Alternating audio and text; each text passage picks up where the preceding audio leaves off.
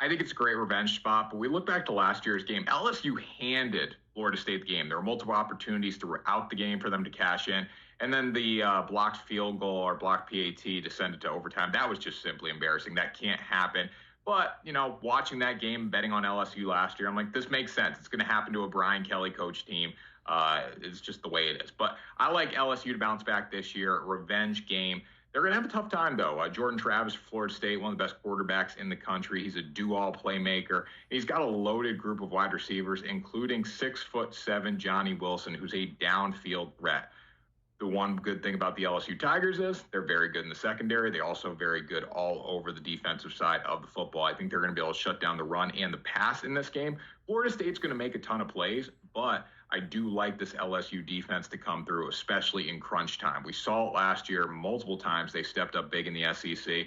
Florida State's a tremendous team, but the one area where they are not going to necessarily win, I think, is in the trenches, and that's going to make the difference here. And then also Jaden Daniels, fantastic quarterback, a guy that can run. He got into trouble last year a lot of times because he was taking off with his legs, and the offensive line just wasn't necessarily prepared for it. But I think another year under Brian Kelly, another year with this offensive line, Jaden Daniels is going to show up in this football game. It's going to be tight. It's going to come down to the fourth quarter, but I really like LSU because of their strong run defense and the fact that Jaden Daniels can make plays with his legs, and we're going to see that late, which is going to convert and cause them to cover the spread here.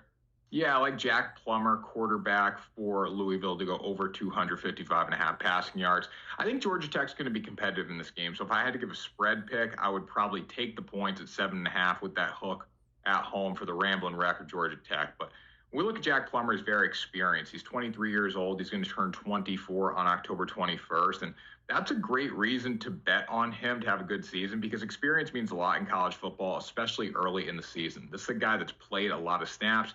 Got 943 attempts over 4 seasons, played 3 years at Purdue and then 1 year at Cal before transferring to Louisville in the offseason. He threw for just under 3,100 yards last season, 21 touchdowns, 9 interceptions.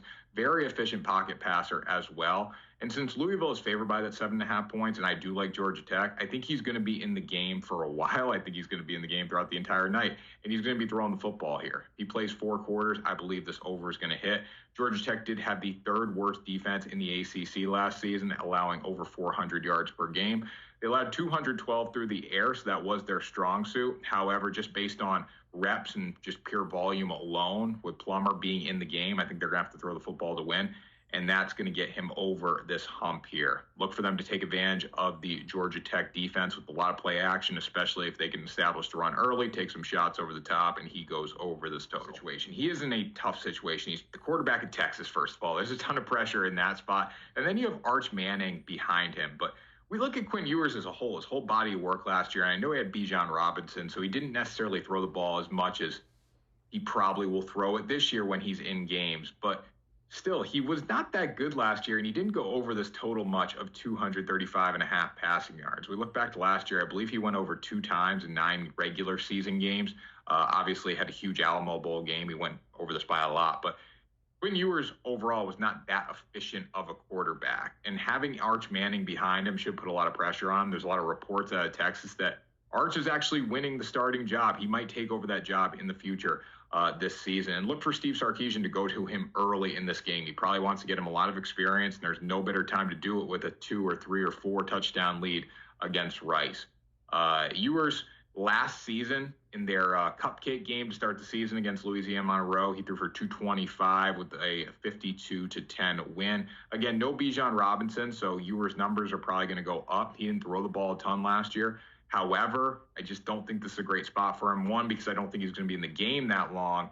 And 2, I think they're going to want to go to Arch Manning as quickly as they can just to get him that experience. Yeah, give me Michael Penix Jr. over 310.5 passing yards. He threw for 4,600 yards last season, 31 touchdowns, 8 interceptions.